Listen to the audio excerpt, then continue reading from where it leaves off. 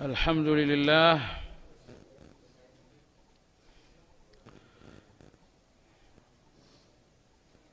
الذي هدانا لهذا وما كنا لنهتدي لولا أن هدانا الله وأشهد أن لا إله إلا الله وحده لا شريك له وأشهد أن محمدًا عبده ورسوله لا نبي بعده اللهم صل وسلم على محمد وعلى آله وأصحابه ومن اهتدى بهديه واستنى بسنته إلى يوم الدين يا أيها الذين آمنوا اتقوا الله حق تقاته ولا تموتن إلا وأنتم مسلمون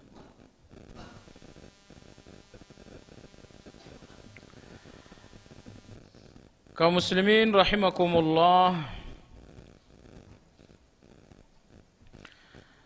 Kajian Asmaul Husna malam ini insyaallah memasuki pembahasan pada nama Allah yang ke-63 yaitu Al-Latif. Al-Latif memiliki dua arti. Yang pertama maha baik dan yang kedua adalah maha halus. Karena Al-Latif adalah kata sifat dengan dua kata infinitif, dua kata masdar. Masdar yang pertama adalah Al-Lataf yang artinya baik. Masdar yang kedua adalah Al-Lutuf yang artinya halus. Baik Al-Lataf yang artinya baik, Al-Lutuf yang artinya halus. Kedua kata ini kata sifatnya sama, yaitu Al-Latif. Sehingga Al-Latif artinya adalah yang maha baik dan maha halus. Dua arti ini sangat mudah untuk disatukan. Maha baik, maha halus dalam arti Allah Subhanahu wa ta'ala maha halus dalam segala kebaikan-kebaikannya. Kalau kita, Anda dan saya sering sekali memberikan kebaikan yang membuat orang lain kaget. Door prize namanya. Tapi Allah Azza wa Jalla tidak pernah memberikan nikmat yang mengagetkan hamba-hamba. Jadi semua kebaikan-kebaikan Allah sampai kepada kita dengan cara yang sangat halus. Begitu halusnya kebaikan itu, bahkan banyak hal-hal yang nampaknya buruk, sesungguhnya kebaikan untuk kita. Begitu halusnya kebaikan Allah, bahkan banyak hal-hal yang rasa-rasanya awalnya buruk, tetapi ujungnya ternyata adalah kebaikan bagi kita. Maha halus kebaikan Allah, karena banyak sekali kebaikan-kebaikan Allah halus dan tidak terasa. Saat ini jantung Anda sedang berdetak. Kebaikan Allah dan Anda nggak merasakan itu. Di setiap nadi Anda darah sedang mengalir tanpa terhambat dan tersumbat. Itu kebaikan Allah dan Anda nggak sadar itu. Anda tahu bahwa saat ini anak cucu Anda dipelihara, dijaga oleh Allah. Kebaikan Allah dan Anda nggak sadar itu. Jemaah sekalian yang saya hormati, itulah Al-Latif yang maha halus di setiap kebaikan-kebaikannya. Sehingga kebaikan-kebaikan Allah banyak yang tidak terasa karena sangat halus. Bahkan begitu halusnya kebaikan Allah, banyak hal yang nampaknya adalah keburukan ternyata adalah kebaikan.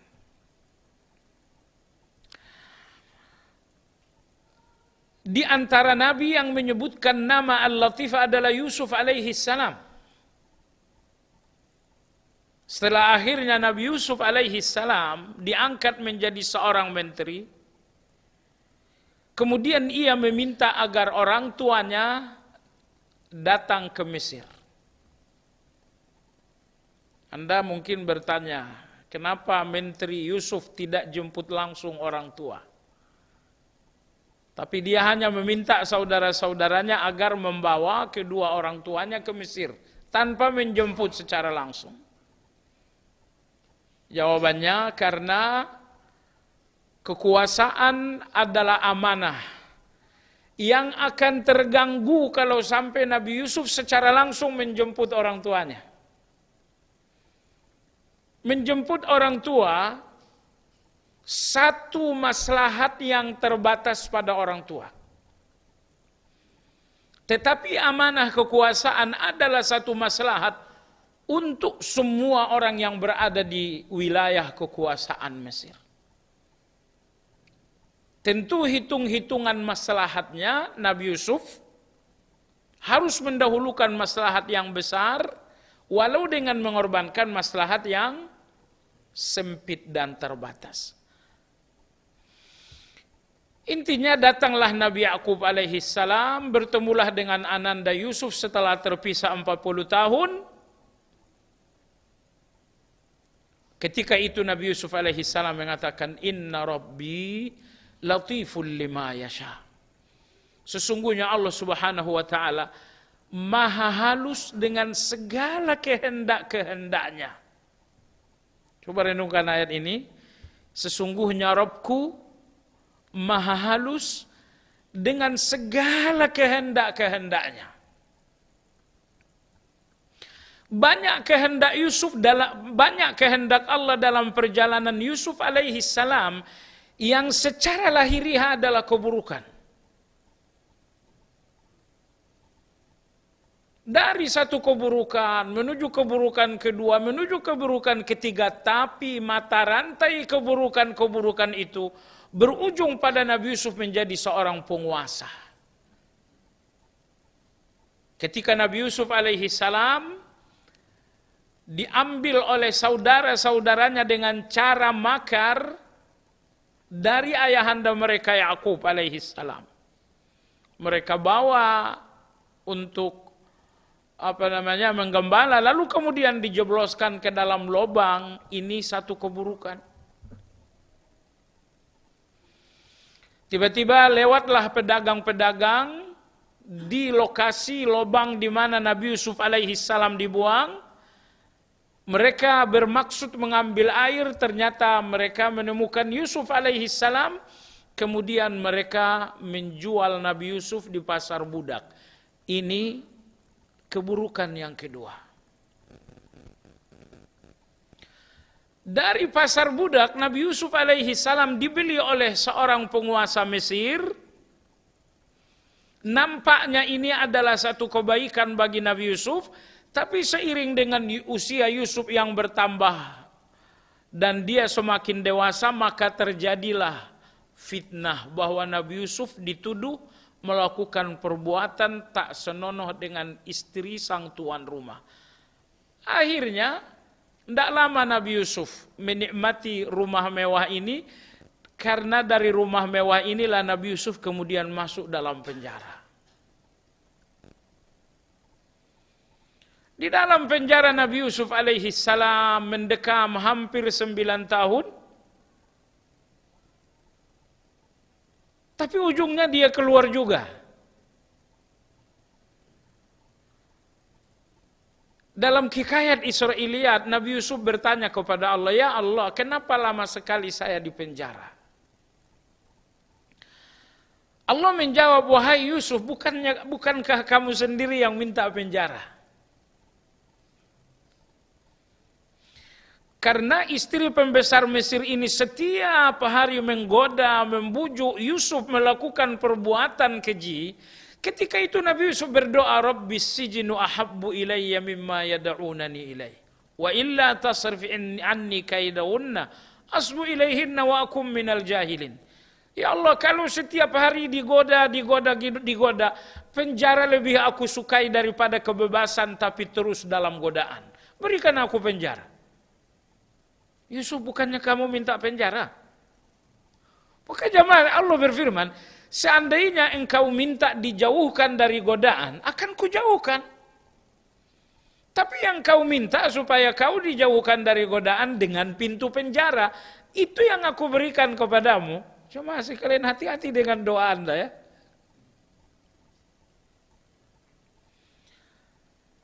Nabi Yusuf alaihissalam berkata, ya tapi sampai 9 tahun.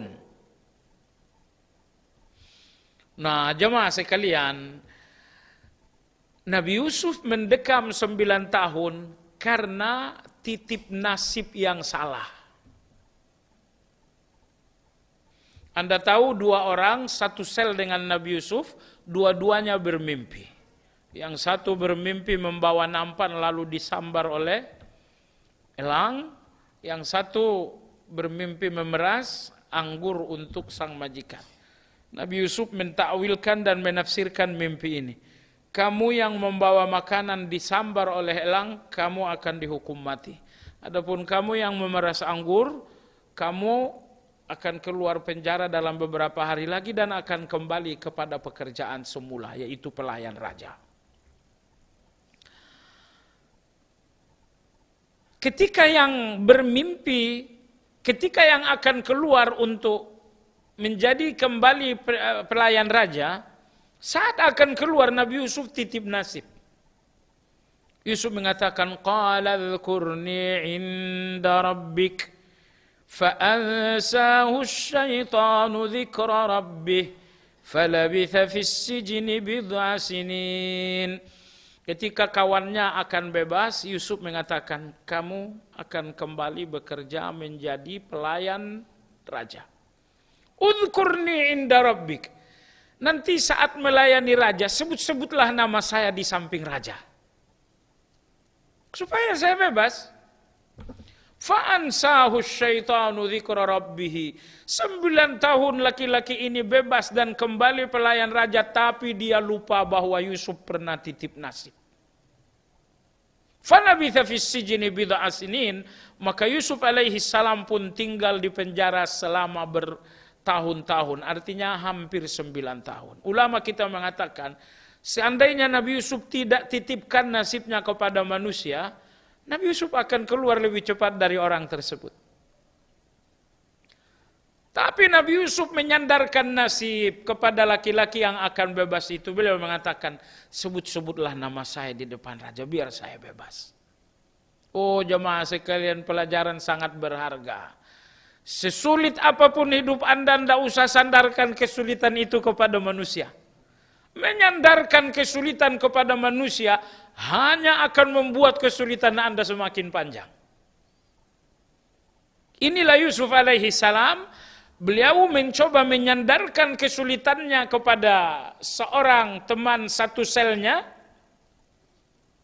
Dan akhirnya Nabi Yusuf pun lebih lama dalam penjara.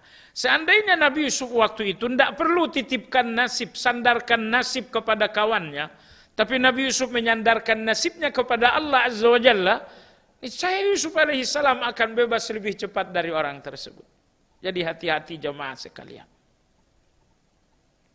Hati-hati jemaah sekalian. Baiklah jemaah sekalian, setelah 9 tahun Nabi Yusuf alaihi salam di penjara, akhirnya dia keluar.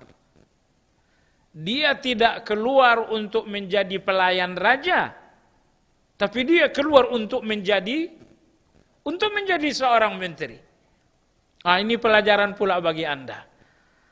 Kalau pemberian Allah itu melalui proses menunggu yang lama, ini berarti pemberian yang sangat besar. Laki-laki tadi, pemberian Allah untuknya bukan dalam waktu yang lama. Hanya beberapa lama saja di penjara lalu keluar. Anggaplah seminggu atau mungkin beberapa hari. Lalu dia keluar. Kebaikan Allah dalam penantian yang singkat, ini kebaikan yang kecil. Tapi Nabi Yusuf menanti dalam penantian yang panjang maka datanglah pemberian yang luar biasa, bahwa Nabi Yusuf menjadi seorang menteri. Kemungkinan kalau penantian Nabi Yusuf ini cuma 3 hari, dia akan keluar untuk kembali menjadi anak angkat. Tapi tidak, Allah ingin memberikan pemberian yang besar, dan pemberian yang besar tidak datang kecuali di balik penantian yang lama. Zakaria alaihi salam menanti kehadiran anak bernama Yahya alaihi salam setelah 80 atau nyaris 100 tahun usia. Lama sekali. Karena yang akan Allah berikan ini bukan anak sembarang anak, tetapi seorang nabi, seorang rasul.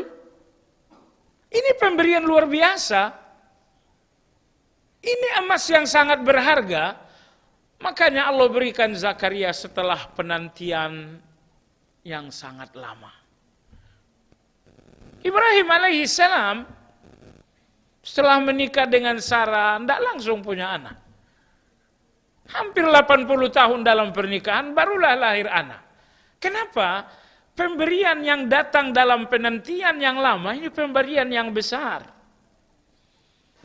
Allah tidak memberi Ibrahim alaihi salam anak sembarang anak, tapi anak terbaik. Allah berikan beliau anak pertama Ismail, seorang nabi dan rasul.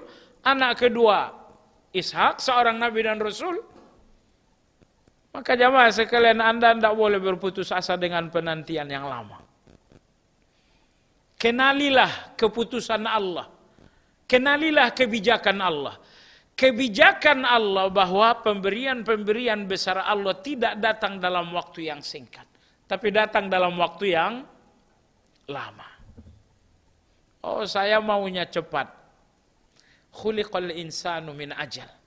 Manusia ini tersiksa karena sifatnya yang selalu terburu-buru. Kalau kita tidak terburu-buru, kita sebenarnya melepaskan banyak stressing kita. Kita melepaskan banyak sekali kesusahan-kesusahan kita. Ya, kalau kita melepaskan keterburu-buruan itu. Maka Nabi bersabda, wala ajalatu minasyaitan. Sikap terburu-buru kalian itu dari setan. Nah, maka ingat-ingat itu. Ketika Anda sedang buru-buru, Anda sedang kesetanan. Jangan terburu-buru. Anda punya keinginan, iya. Jangan terburu-buru dengan keinginan itu. Baik, kita kembali kepada Nabi Yusuf. Perhatikanlah jamaah sekalian. Keburukan pertama dibuang ke dalam lubang. Keburukan yang kedua diperjualbelikan di pasar budak. Keburukan yang ketiga digoda oleh wanita di istana. Keburukan yang keempat masuk penjara 9 tahun. Keburukan 1, 2, 3, namun mata rantai ini putus juga. Berakhir dengan satu pemberian besar, bahwa Nabi Yusuf menjadi beliau menjadi seorang penguasa. Bahkan diangkat pula oleh Allah sebagai seorang rasul. Seorang rasul, seorang penguasa.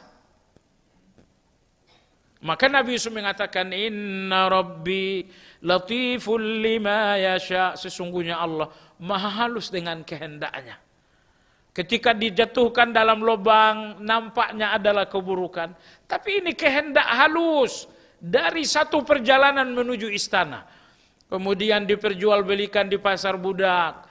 Pandangan telanjang kita ini adalah keburukan, tapi ini kehendak halus Allah tentang perjalanan yang akan berakhir pada istana.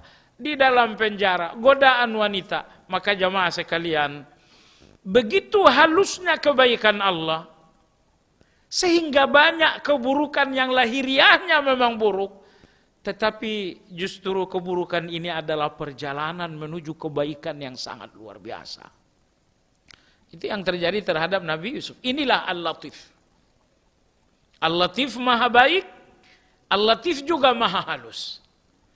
Maha baik, maha halus artinya Allah maha halus dengan segala kebaikan-kebaikannya. Karena banyak kebaikan-kebaikan Allah halus tidak terasa oleh kita. Bahkan banyak kebaikan-kebaikan Allah, tampilan lahiriahnya adalah keburukan, tapi sesungguhnya kebaikan yang sangat luar biasa. Jemaah sekalian yang saya hormati, terjadi perang Badar. Besok perang Badar, kaum muslimin berjumlah 300-an. Orang kafir berjumlah hampir 1000. Siapa yang menang waktu itu? Islam. Pertanyaan, umat Islam menang karena kekuatan atau karena pertolongan? Ini camkan baik-baik. Orang kafir dimanapun mereka menang karena kekuatan. Tapi orang Islam dimanapun mereka menang karena pertolongan. Mereka menang, kita menang, tapi sifat kemenangan kita berbeda dengan kemenangan mereka. Artinya kalau kemenangan Anda adalah pertolongan, Anda harus ngaca-ngaca juga. Anda orang yang layak ditolong atau tidak? Kalau banyak dosa-dosa ya nggak akan datang pertolongan Allah Azza wa Jalla. Baik. Besok akan terjadi perang Badar, 300 sekian sahabat akan berlawanan dengan hampir 1000 kaum musyrikin. Oh, ini menggetarkan. Pertama dari segi jumlah mereka hanya 300-an, di sana hampir 1000. Dari segi senjata, 300 orang ini berangkat dari Madinah, tidak ada rencana untuk berperang. Rencana mereka hanya untuk menghentikan kafilah dagang dari Syam, untuk mengambil harta perdagangan orang Mekah, sebagai ganti dari harta para sahabat yang diambil alih orang-orang Mekah. Bukankah harta sahabat ketika hijrah diambil alih orang Mekah? Iya. Oh, ini kafilah dagang orang Mekah akhirnya dicegat. Dengan tujuan harta perdagangan mereka akan diambil alih. Sebagai ganti. Jadi para sahabat bertolak dari Madinah menuju Badar, tidak ada niat berperang sama sekali. Mereka hanya ingin melakukan pencegatan saja. Tapi qadarullah, mereka menuju Badar dengan niat melakukan pencegatan, ternyata dari Mekah datang pasukan pimpinan Abu Jahal yang sangat banyak. Hampir 1000. Sekarang coba Anda bayangkan apa kecamuk dalam pikiran para sahabat malam hari terjadi perang Badar. Besok perang. Apa kecamuk dalam pikiran mereka? Ingat, sahabat itu bukan manusia. Sahabat itu bukan malaikat. Mereka manusia yang terdiri dari darah dan daging seperti kita. Daging mereka bisa tersobek, darah mereka bisa tertumpah. Itulah para sahabat. Kalau mereka manusia, berarti dalam pikiran dan hati mereka juga ada ruang ketakutan yang sangat besar. Dan besoklah pertempuran. Anda bayangkan bagaimana malam ini akan menjadi malam yang sangat menegangkan. Ini kalau orang-orang yang baper, mereka akan bikin puisi. Malam ini malam terakhir. Menghitung jam sebelum istri menjadi janda. Detik-detik anakku menjadi anak yatim. Ini menegangkan sekali jamaah sekalian. Kita nunggu perhitungan kemenangan pemilu aja menegangkan. Apalagi mereka yang besok akan berperang. Tapi apa yang terjadi jamaah sekalian? Datanglah kebaikan Allah yang sangat halus sekali. Al-Latif. Datang kebaikan Allah yang sangat halus. Allah berfirman, إِذْ يُغَشِّيكُمُ النُّعَاسَ أَمَنَةً مِّنْهُ. Pada malam itu, Allah membuat kalian semua tidur senyenyak-nyenyaknya. Bertahun-tahun tidak pernah tidur senyenyak malam perang Badar tersebut. Semuanya tidur nyenyaknya luar biasa. Amanatan. Tidur ini kata Allah untuk menghilangkan gelisah dan takut kalian. Maka ayat ini ada dalam surat Al-Anfal. Tidur Anda dalam keadaan gelisah, dalam keadaan takut, dalam keadaan sedih. Tidur ini tidak datang dari mata Anda. Tidur ini murni dari Allah Azza wa Jalla. Karena logisnya orang yang sedang gelisah tidak bisa tidur. Ternyata di dalam gelisah, di dalam takut, di dalam sedih, datang tidur yang sangat nyenyak. Tidur seperti ini bukan dari mata kita, bukan dari alamiah tubuh kita, tapi ini datang dari Allah Azza wa Jalla. Tidur para sahabat nyenyak sekali. Kenapa bisa tidur nyenyak? Allah berfirman amanatan, supaya kalian tidak takut. Bahkan saking nyenyaknya para sahabat tidur pada malam hari itu, semuanya mengalami mimpi basah. Bayangin itu. Tidak ada yang nggak mimpi basah. Semuanya mimpi basah. Masalahnya setelah mimpi basah, mereka bangun, muncul persoalan baru. Ini mimpi basah begini, bagaimana mau salat? Bagaimana mau berdoa, bagaimana mau berzikir? Kalah kita dalam pertempuran. Wa yunazzilu alaikum minas sama. Kemudian Allah Subhanahu wa taala menurunkan air hujan. Gunanya apa? Gunanya dua. Waliyuthabbita bihi waliyarbita ala qulub wa yuthabbita bihil aqdam. Allah turunkan hujan agar hati kalian yang was-was itu kembali tenang. Yang kedua, wa yuthabbita bihil aqdam, agar besok kaki-kaki kuda kalian lebih mantap berlari. Karena padang pasir ini kalau tidak ada hujan, kuda-kuda berlari nanti akan gampang terpreset. Maka Allah turunkanlah hujan. Tujuannya apa? Agar kalian mandi, sehingga was-was hati kalian hilang. Apalagi tujuannya? Hujan ini tujuannya juga untuk melembutkan pasir Badar ini, sehingga kaki dan kuda kalian besok tidak gampang tergelincir. Allahu Akbar. Jamaah sekalian yang saya hormati, inilah Al-Latif, yaitu kemahabaikan Allah yang datang dari jalan yang sangat halus. Ketika Allah berikan mereka mimpi, kebaikan Allah yang sangat halus. Dan memang subhanallah, kalau orang kafir pada malam perang Badar, bagaimana mereka mengusir takut? Bagaimana menghilangkan stressing mereka? Mereka minum khamar. Mereka memanggil beberapa artis-artis jahiliyah untuk berdangdut ria dekat dengan Badar itu. Mereka berdangdut, berjoget, minum minuman keras. Untuk apa? Mengusir takut. Karena besok kita akan berperang. Tapi bagaimana Allah Subhanahu wa taala mengusir takut para sahabat? Allah kirimkan tidur yang sangat nyenyak sekali. Sehingga tidur nyenyak ini enggak cuma membuat mereka lebih tenang, bahkan tidur nyenyak ini membuat tubuh mereka lebih fresh, lebih segar, lebih kuat, lebih sehat. Nah, ada apa ini jamaah sekalian? Inilah Al-Latif. Inilah kemahabaikan Allah yang sangat halus. Datang kebaikan Allah tapi bukan dari pintu yang mengagetkan.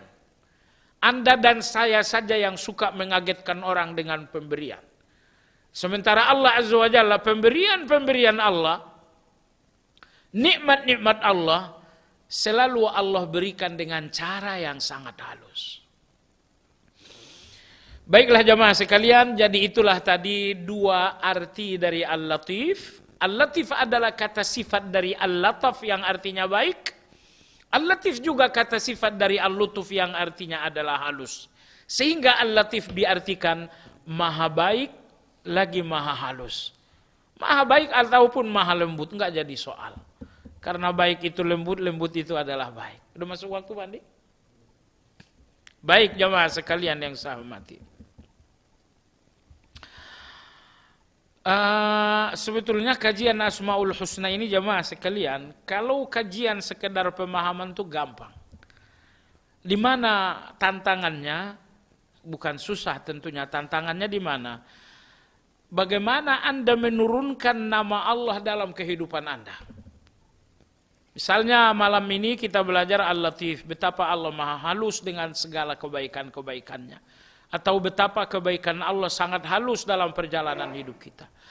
Inilah arti Al-Latif. Tugas Anda sekarang adalah melihat penjelmaan Al-Latif dalam perjalanan hidup Anda. Sedari Allah berikan Anda 2 orang tua, kemudian Allah perjalankan hidup Anda A, B, sampai Anda bertemu dengan istri Anda. Kemudian Allah berikan Anda anak-anak. Ini semua adalah kebaikan-kebaikan Allah yang sangat halus. Ini tantangannya belajar Asmaul Husna. Bagaimana melihat Asmaul Husna dalam bentuk konkretnya dalam kehidupan kita. Bahkan dalam kehidupan orang lain. Sehingga Asmaul Husna ini bukan sekedar pemahaman saja. Tapi sekali lagi, dengan Asmaul Husna kita melihat bagaimana Asmaul Husna ini konkret dan nyata dalam kehidupan kita secara pribadi. Bahkan dalam kehidupan manusia secara umum. Jemaah sekalian yang saya hormati, ketika terjadi perang Uhud, sahabat sudah berhadapan-hadapan dengan orang Mekah. Sudah berhadapan-hadapan. Ini pasukan Mekah, orang-orang Quraisy, orang kafir, ini pasukan Madinah. Masing-masing sudah pegang golok, sudah pegang samurai, sudah pegang tombak. Hanya tunggu aba-aba saja untuk mulai peperangan. Detik-detik peperangan itu dimulai, hanya hitungan detik-detik saja, sahabat yang sudah berhadapan rata-rata ngantuk. Anas bin Malik radhiyallahu anhu mengatakan, sebagian kami di atas kuda, ngantuk sampai kepalanya membentur kepala kuda. Yang tidak berkuda, kata Anas bin Malik, rata-rata ngantuk sampai senjatanya jatuh ke tanah. Ada apa ini? Ini sama dengan perang Badar 2 minggu sebelumnya. Bahwa Allah sedang mengirimkan tidur, sedang mengirimkan ngantuk, untuk apa? Menghilangkan stressing para sahabat yang akan berjihad. Allah sedang membersihkan hati para sahabat dari ketakutan. Allah berikanlah ngantuk, Allah berikanlah tidur ini. Nah, ini adalah Al-Latif, yaitu kebaikan Allah yang sangat halus sekali. Baiklah jemaah sekalian, Al-Latif dalam Al-Quran sebanyak 7 kali. Sebanyak 7 kali. 5 kali Al-Latif dalam Al-Quran bergandengan dengan Al-Khabir. Latifun khabir, latifan khabira, Al-Latiful khabir. Sebanyak 2 kali Al-Latif mandiri, tidak bergandengan dengan apapun. Jadi 5 kali Al-Latif dalam Al-Quran bergandengan dengan Al-Khabir. Kenapa digandengkan dengan Al-Khabir?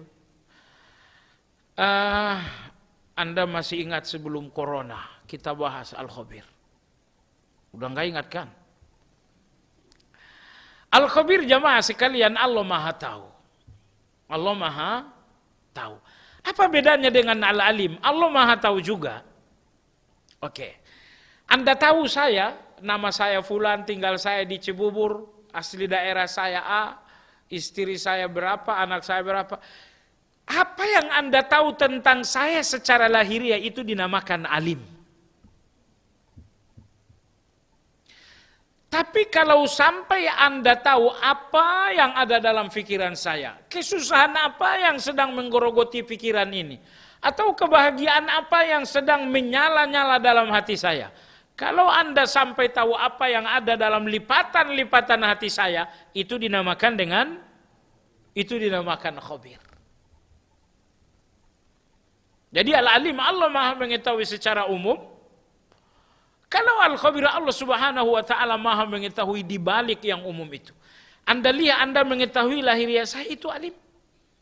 Tapi Anda tidak tahu di balik lahiriah itu apa. Karena untuk mengetahui yang berada di balik lahiriah saya, Anda membutuhkan satu ilmu yang dinamakan dengan khabir. Oke. Dokter umum itu dinamakan alim. Tapi kalau dia dokter spesialis, tidak dinamakan alim, tapi dinamakan dengan Khabir. Baik jamaah sekalian yang saya hormati. Jadi Al-Khabir yang maha mengetahui sedetil-detilnya. Itulah Al-Khabir. Baik. 5 kali ayat Al-Quran menyebutkan Al-Latif bersamaan dengan Al-Khabir. Al-Latif adalah yang maha halus dengan segala kebaikan-kebaikannya. Al-Khabir artinya adalah yang maha mengetahui segala-galanya dengan sedetil-detilnya. Digandengkan Al-Latif dengan Al-Khabir, satu penggandengan yang sangat serasi. Karena tidak mungkin Allah Al-Latif maha halus dengan segala kebaikan-kebaikannya kecuali karena Allah Subhanahu wa taala Al-Khabir. Jemaah sekalian, Anda nggak mungkin baik dengan saya kalau Anda nggak tahu saya. Iya kan? Semakin Anda mengetahui saya, maka Anda akan semakin baik dengan saya. Ya, di mall, di mana kita lihat orang, tapi tidak ada rasa kita ingin berbuat baik, ingin akrab. Karena kita nggak kenal orang ini. Jadi Anda butuh satu langkah untuk bisa baik kepada orang lain. Apa itu? Anda mengenalnya, Anda mengetahuinya. Maka semakin Anda mengenal seseorang, semakin Anda temukan panggilan jiwa untuk berbuat baik kepada orang tersebut. Dan tidak ada yang paling mengenal Anda melebihi Allah Azza wa Jalla. Bahkan Allah lebih mengenali Anda melebihi Anda sendiri. Mustahil Anda lebih mengenali diri Anda melebihi Allah, mustahil. Tetapi Allah lah yang mengenali Anda melebihi diri Anda sendiri. Nah, karena Allah sangat mengenali Anda sedetil-detilnya, atas dasar Allah mengenali Anda sedetil-detilnya, maka datanglah kebaikan-kebaikan Allah. Ingat, kebaikan kalau tidak berpangkal pada pengetahuan, sering sekali datang kebaikan yang salah. Saya nggak kenal orang ini, saya kasihlah uang 1 miliar, ujungnya apa? 1 miliar buat judi. Ada apa ini? Kebaikan pada orang yang saya nggak kenal, ini nanti akan menjadi salah. Tetapi Allah Azza wa Jalla Khabir. Allah mengenal Anda sedalam-dalamnya, sedetil-detilnya, sehingga nggak ada kebaikan Allah yang salah untuk Anda. Tidak ada kebaikan Allah yang salah untuk Anda. Berapa hari ini dagang? Dagang hari ini Masya Allah cuma dapat 50.000. Kebaikan Allah tidak pernah salah. Apa peristiwa hari? Peristiwa hari ini A, B, dan C. Keputusan Allah nggak pernah salah. Allah mengenali Anda sedetil-detilnya. Apa yang Allah lakukan kepada Anda adalah satu kebaikan yang disesuaikan oleh Allah dengan apa yang Allah tahu tentang diri kita. Baik. Inilah rahasia kenapa Al-Latif digandengkan dengan Al-Khabir. Al-Latif artinya adalah yang maha halus kebaikannya, Al-Khabir artinya adalah yang maha mengetahui sedetil-detilnya. Satu kebaikan akan tetap kebaikan apabila Anda tahu menempatkan kebaikan itu. Tapi kalau Anda nggak tahu menempatkan kebaikan, satu kebaikan ini nggak kebaikan lagi. Tetapi Allah mengenali kita, mengetahui kita sedalam-dalamnya, sehingga kebaikan-kebaikan Allah kepada kita nggak ada yang salah. Keputusan-keputusan Allah kepada kita nggak ada yang keliru. Yang ada kita selalu salah paham tentang Allah saja. Dan orang yang salah paham kepada Allah pertama adalah orang yang serakah. Orang serakah ini jarang husnuzon kepada Allah. Nomor 2 adalah orang yang selalu terburu-buru, orang yang ingin terburu-buru dalam segala-galanya. Ini juga orang enggak pernah husnuzon kepada Allah kecuali sesekali. Saya udah doa 2 minggu, kenapa belum dikabulkan juga? Saya udah berdoa, udah lama rasa-rasanya berdoa, persoalan ini enggak selesai juga. Jemaah sekalian yang saya hormati, maka digandengkanlah Al-Latif dengan Al-Khabir. Karena setiap kebaikan Allah berdasarkan ilmu Allah. Sehingga Allah tidak pernah memberikan kebaikan pada orang yang salah dengan kebaikan yang salah atau dengan cara yang salah. Kebaikan yang diberikan Allah, kebaikan yang tepat kepada orang yang tepat, pada waktu yang tepat dengan cara yang tepat. Itulah rahasia kenapa Al-Latif digandengkan dengan Al-Khabir. Jemaah sekalian yang saya hormati, penulis memberikan penafsiran Al-Latif. Udah masuk waktu? Ya. Beliau memberikan penafsiran Al-Latif dengan 3 penafsiran. Al-Latif yang pertama adalah yang maha halus kebaikan-kebaikannya. Ini nomor 1.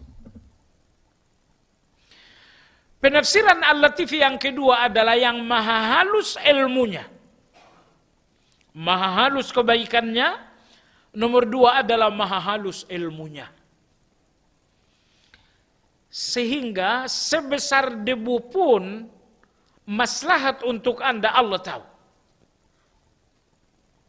Cuma sekalian, kalau Andalah yang harus mengatur maslahat untuk diri Anda, hidup Anda penuh kekacauan. Percayalah. Sekiranya Allah mengatakan, wahai fulan, terhitung mulai tahun 2024 kau atur sendiri hidupmu secara utuh. Kalau Allah tidak mau hidup kita, Allah tidak mau ngatur hidup kita, percaya, hidup kita ini kacau balau. Kalau Anda hidup selama 1 bulan itu udah bagus. Tapi Allah Maha Pengasih, Allah Maha Penyayang. Allah tidak menyuruh kita ngatur hidup kita. Tapi Allah mengatakan hidup kalian aku udah atur. Makanya di antara nama Allah adalah Rabbun, Allah Maha mengatur. Al-Qayyum, Allah Maha mengurus. Cobalah lebih sering lagi Anda merefresh. Ar-Rabbu, Allah Maha mengatur. Al-Qayyum, Allah Maha mengurus. Karena banyak kegelisahan kita sesungguhnya terhadap hal-hal yang Allah udah atur. Cuman dalam masa depan anak-anak ini 10 tahun yang akan datang. Anda gelisah, ya Allah udah atur belum? Udah, ya sudah selesai ternyata. Hampir semua gelisah kita adalah hal-hal yang udah diatur oleh Allah Azza wa Jalla. Cuman kita pengen ngatur ulang. Ya kita azan dulu deh. Ya, kita lanjut sedikit lagi. Jadi penulis menyebutkan Al-Latif maha halus dengan 3 pengertian. Pertama adalah maha halus segala kebaikan-kebaikan Allah Subhanahu wa taala. Nomor 2, maha halus ilmu Allah Azza wa Jalla. Maha halus ilmu Allah dalam arti Allah tahu segala-galanya sehalus-halusnya. Kita mengetahui banyak hal, tapi itu global saja. Bahkan pengetahuan kita tentang diri kita saja, itu hanya pengetahuan global. Anda punya mata, iya Anda tahu, global saja. Tapi bahwa lapisan kornea mata Anda berapa, Anda nggak tahu. Berapa saraf dalam mata Anda nggak tahu. Kalau mata Anda sakit, bagaimana penyembuhannya Anda nggak tahu. Tetapi Allah Al-Latif, maha halus ilmu Allah, karena sekecil-kecilnya semua persoalan Allah Subhanahu wa taala maha tahu. Nah, ini tolong difahami baik-baik bahwa Allah mengetahui segala-galanya sampai sekecil-kecilnya. Kenapa? Karena inilah penyebab Allah tidak pernah salah dalam segala-galanya. Kita dalam satu keputusan sering salah disebabkan karena keterbatasan kita dalam memahami, dalam mengetahui. Pengetahuan kita yang terlalu global dalam satu persoalan, insya Allah keputusan Anda akan keliru. Anda membutuhkan pengetahuan yang mendalam, yang rinci untuk merangkai satu kebijakan. Tapi Allah Azza wa Jalla yang maha tahu segala-galanya, sedetil-detilnya, sehingga tidak ada kebijakan Allah yang keliru terhadap manusia. Tidak ada keputusan Allah yang keliru. Karena keputusan dan kebijakan Allah berpangkal dari ilmu yang tahu segala-galanya. Kalau kita kebijakan kita, keputusan kita tidak berpangkal pada ilmu yang sempurna, tapi berpangkal pada ilmu yang penuh keterbatasan. Sehingga kebijakan keputusan kita pun sering pula keliru. Baik jamaah sekalian, maka orang-orang yang beriman saat mereka berhadapan dengan kebijakan Allah, kebijakan yang tak cocok dengan hawa nafsu. Misalnya saya ingin untung besar ternyata rugi. Ini nggak cocok. Kenapa nggak cocok? Ya karena standarnya kan hawa nafsu saja sebetulnya. Saat kita berhadapan dengan satu kebijakan Allah yang nggak cocok dengan hawa nafsu, kita gelisah. Karena sudut pandang yang salah. Anda melihat ruginya Anda dan itu yang membuat Anda gelisah. Adapun sekiranya Anda tahu, saya rugi, tapi rugi ini Allah yang menentukan. Anda nggak mau lihat ruginya, Anda lihat Allahnya yang menentukan rugi. Insya Allah Anda nggak terlalu kecewa. Orang yang sedih berlebihan dalam satu musibah, karena pandangan mereka tumpah terhadap musibahnya. Orang-orang beriman itu tidak begitu. Saat mereka jatuh kepada satu musibah, mereka hanya melihat musibah itu beberapa saat saja. Selebihnya mereka melihat Allah Subhanahu wa taala. Ini musibah. Oh, tapi ini Allah yang ngirim. Subhanallah, jemaah sekalian, kalau kita betul-betul mencintai Allah, di dalam cinta kepada Allah itu tidak ada rasa sakit sama sekali. Kalau Anda masih sakit dengan Allah, Anda nggak mencintai Allah. Saya berikan Anda pandangan. Masih ingat Anda malam pertama? Kalau Anda ingat, nanti bikin malam pertama lagi. Diperbaharui maksudnya. Malam pertama dengan istri kita bercanda, dicubitlah kita dengan istri, merah, sakit sekali. Istri kita bilang, waduh, sakit kali, mohon maaf ya. Oh enggak sakit. Anda bilang enggak sakit, padahal sesungguhnya sakit. Anda bisa tersenyum, Anda mengatakan saya enggak sakit, bahkan Anda katakan cubit lagi deh.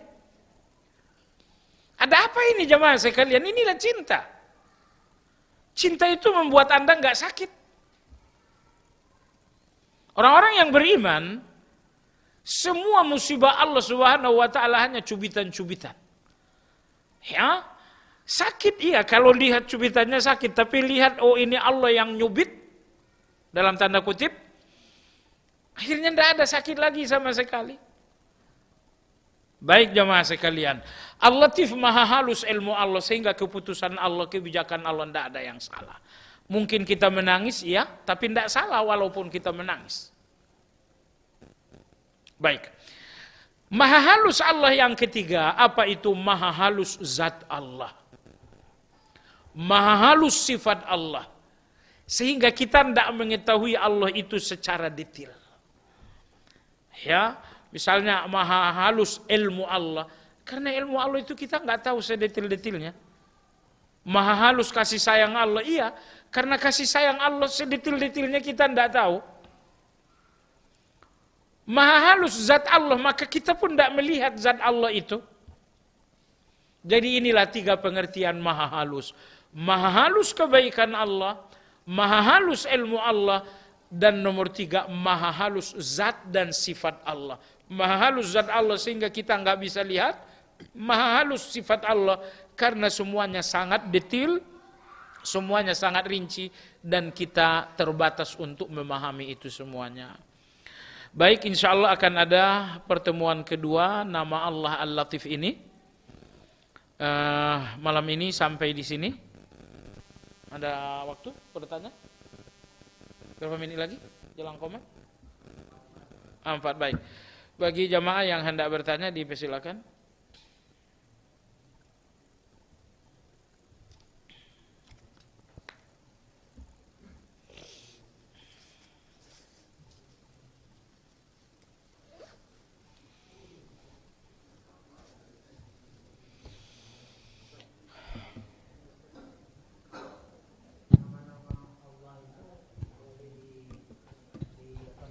Diwujudkan dalam manusia untuk memberikan nama-nama gitu ya.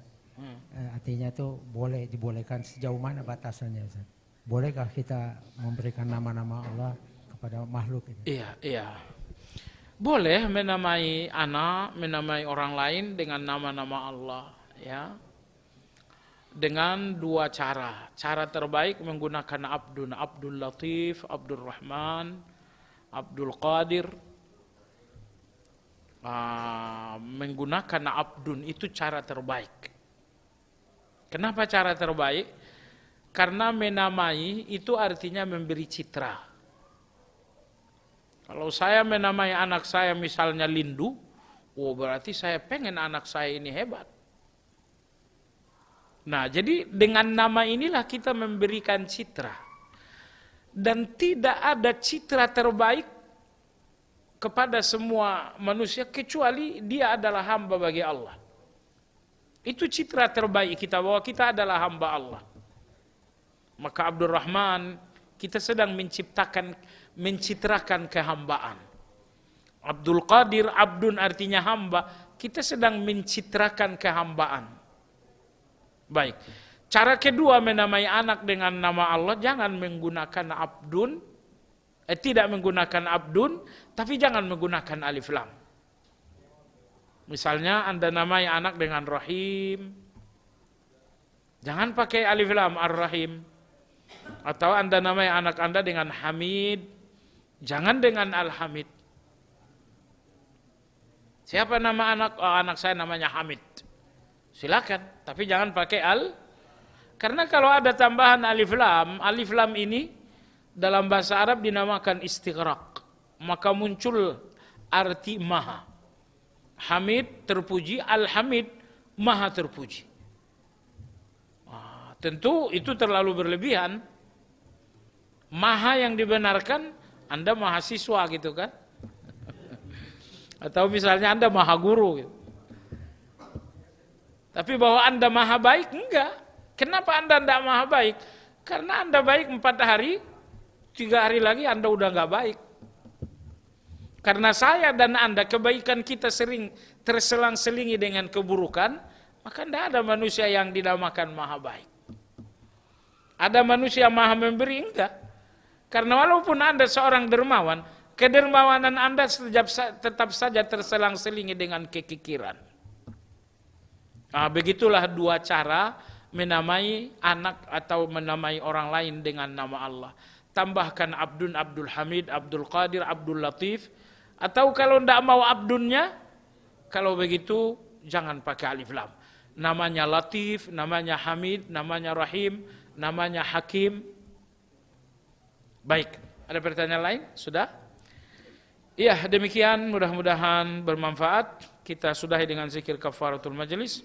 Subhanakallahumma bihamdika asyhadu an la ilaha illa anta astaghfiruka wa atubu ilaik. Alhamdulillahi rabbil alamin. Assalamualaikum warahmatullahi wabarakatuh.